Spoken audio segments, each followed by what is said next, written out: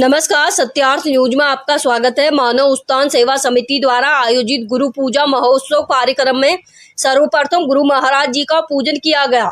तत्पश्चात तीरथ राज प्रयागराज से पधारे महात्मा श्री वर्धमान नंद के ओजस्वी प्रवचन हुए। सैकड़ों भक्तों को समझाते हुए बताया कि ईश्वर की प्राप्ति सदगुरु के बिना संभव नहीं है। गुरु महाराज अंतर जगत का ज्ञान करवाते हैं, प्राणी जीव को भटकने नहीं देते। जो ज्ञान भगवान शिव ने पार्वती को कराया, अपने अपने समय पर सभी महापुरुष ने उसे ज्ञान को जानकर उसका भजन सिमरन किया। आज वही ज्ञान सदगुरु देव भगवान दे रहे हैं। महात्मा श्री गिरधारी नंद जी ने सेवा का महत्व बताया। भंडारा प्रसादी वितरण के बाद कार्यक्रम संपन्न हुआ। गुना जिले के सैकड़ों श्रद्धालु भक्त उपस्थित रहे। न्यूज एवं विज्ञापन के लिए शाखा भाई से संपर्क करें 8358944407 गुना जिले से शाखा नामदेव की रिपोर्ट। से रविदास कहते कि सुमरण को छोड़ करके दुनियादारी में कोई मन लगा रहा है तो वो 84 में जाने का रिजर्वेशन करा रहा है।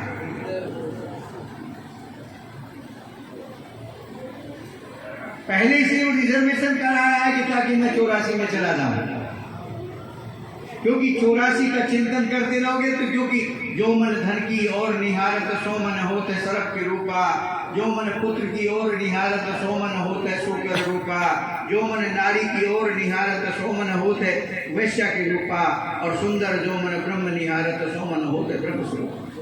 अंत मता सोगता, अंत में जैसी मति है, नहीं तो बहुत दुख पाना पड़ेगा। भगवान राम गाली बकते हैं हम जैसे लोगों को,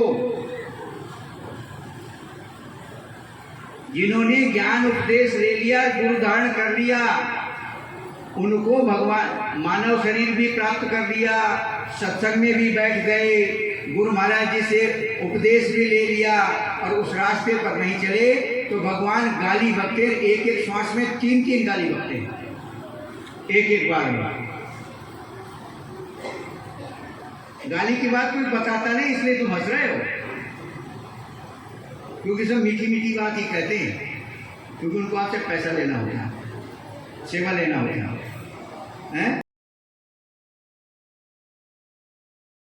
जी महात्मा जी बताएं, आज क्या कार्यक्रम था? आज गुरु पूजा का पावन पर्व मनाया गया है।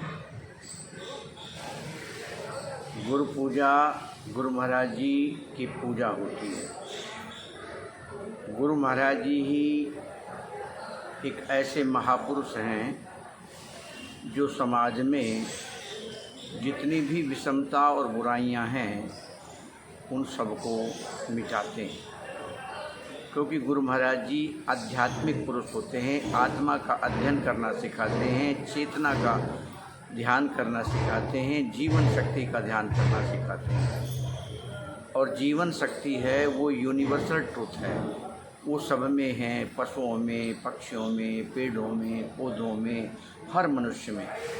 जैसे पेड़ की जड़ में पानी डाल दिया तो पत्ते में, टहनी में, फल में, फूल में, सब में पानी चला गया। ऐसे ही चेतना का ध्यान करने से मानव मात्र ही नहीं बल्कि प्राणी मात्र का ध्यान हो गया। और जितनी भी समाज की विषमताएं, जाति पाति, मजहब, संप्रदाय, क्षेत्र, भाषा, जितने भी डिवीज़न हैं, ये सारे के सारे ऑटोमेटिक ख़त्म हो जाएंगे।